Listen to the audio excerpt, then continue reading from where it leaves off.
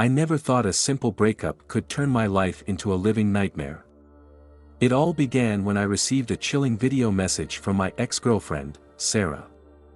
The memory of that night still sends shivers down my spine. It was a typical Friday evening, and I was lounging on my couch, trying to unwind after a long week of work. My phone buzzed, and I picked it up to see a message from Sarah. I hadn't spoken to her since our messy breakup 6 months earlier. My heart sank as I opened the video she sent.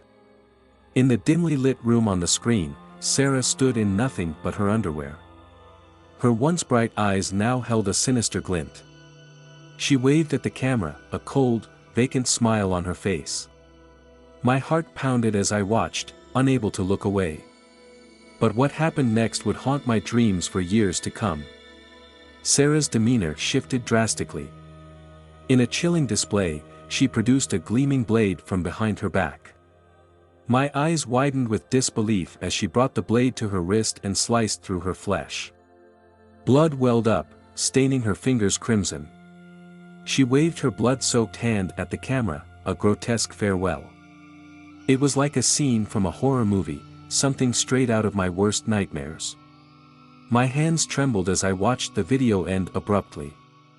My first instinct was to call the police, but doubt gnawed at me. Was this some sick prank? Had she faked the video to mess with me? After all, she was still alive. I decided to investigate further. I reached out to friends who had known Sarah during our relationship. They confirmed that she had been acting strangely lately, exhibiting erratic behavior and sending bizarre messages.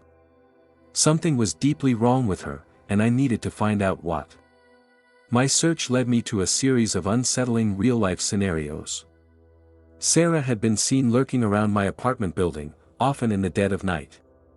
Neighbors reported hearing eerie whispers and strange noises coming from the hallway outside my door. I even found disturbing messages scrawled in red on my front door, messages that seemed to be directed at me. The situation escalated when I received another video from Sarah. This time, she was standing outside my window, her eyes filled with a maniacal glee. She held up a photograph of us together, torn and defaced, and then mouthed the words, "You can't escape, my love." Terrified and desperate, I contacted the authorities, providing them with all the evidence I had gathered. They launched a search for Sarah but came up empty-handed. It was as if she had vanished into thin air. The nightmares continued, and I became a prisoner in my own home, constantly looking over my shoulder. I couldn't shake the feeling that Sarah was always watching, waiting for the right moment to strike. Months passed, and the horrors inflicted by my crazy ex haunted me daily. But one day, the police finally made a breakthrough. They discovered Sarah living in a remote cabin in the woods, her mental state deteriorated beyond recognition.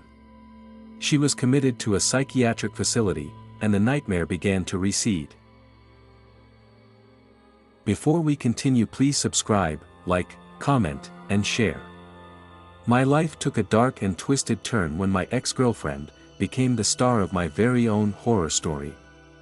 It all began when I discovered her chilling secret, a secret that shattered my sense of security and made my own home a haunting place. At the time, I was working long hours at my job, trying to build a stable future for myself. Little did I know that Lisa, my ex, had been busy plotting her sinister invasion into my life. It started innocently enough.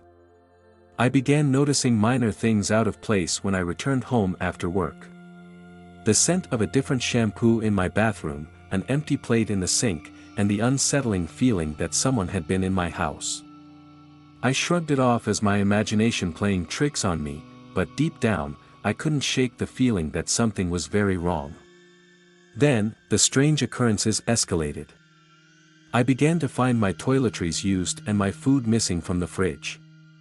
One day, I came home to the unmistakable aroma of a homemade meal lingering in the air. Panic set in as I realized that someone had cooked and eaten in my kitchen. The unsettling thought that an intruder had invaded my home crawled under my skin. One evening, I decided to take some time off work and return home early to investigate. As I entered my front door, a shiver ran down my spine. There, sitting casually on my couch, was Lisa. She turned to me, her eyes devoid of any guilt or surprise, and said, "Oh, I didn't think you'd be home at this time." The shock of seeing my ex-girlfriend in my own living room rendered me momentarily speechless.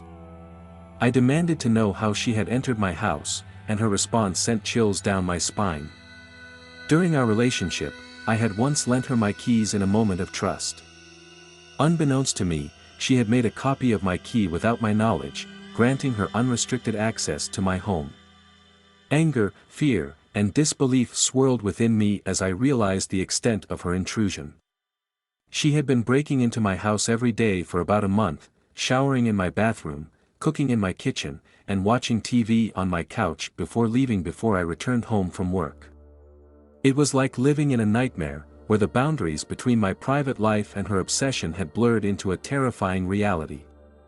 I immediately cut ties with Lisa and changed all my locks, but the emotional scars ran deep. The violation of my privacy and the feeling of being constantly watched haunted me long after she was gone. My life plunged into a nightmarish abyss when I found myself entangled in a terrifying tale of obsession, threats, and cruelty, all orchestrated by my ex-girlfriend, Emily. It's a story that still sends shivers down my spine, and I feel compelled to share it as a cautionary tale. It all started innocently enough, as most relationships do. Emily and I were deeply in love, or so I thought, until cracks began to appear in our seemingly perfect union. One fateful evening, our heated argument took a sinister turn, leaving me stunned and trembling in fear. Emily, her eyes ablaze with an unsettling rage, made a chilling threat that would haunt me for weeks to come. "I'll kill you," she hissed, her voice dripping with venom. My heart raced, and I knew I had to escape this toxic relationship before things took a darker turn. I moved out, hoping to find safety in distance, but Emily's descent into madness was far from over. One day, I returned home to a scene of unspeakable horror. My beloved cat, Luna, lay lifeless on the floor, her once vibrant eyes now vacant. I knew instantly that Emily had carried out her sinister threat, and my world crumbled around me. Fueled by grief and anger, I reported Luna's murder to the authorities, but they found no concrete evidence to tie Emily to the crime. I was left with a profound sense of helplessness, trapped in a terrifying game of cat and mouse. But the horrors didn't end there. Emily's obsession with me knew no bounds. She began to dabble in identity theft, stealing my personal information and using it to torment me further. Mysterious accounts opened in my name, and I received unsettling messages that hinted at an intimate knowledge of my life that only Emily could possess. A month later, in a shocking turn of events, Emily reached out to me. She wanted to bury the hatchet, as if the horrors of the past could be swept away like dust under the rug. Her message was laced with an eerie calmness, a request for friendship that sent chills down my spine. "I think it's time we move on," she wrote, as if the torment she had inflicted upon me was a mere misunderstanding. "Let's not dwell on the past." But I couldn't simply erase the nightmares she had unleashed upon my life. The scars ran deep, and the fear she had instilled in me was inescapable. I knew that I could never trust her again, and her offer of friendship was nothing more than a cruel facade, a trap designed to lure me back into her web of madness.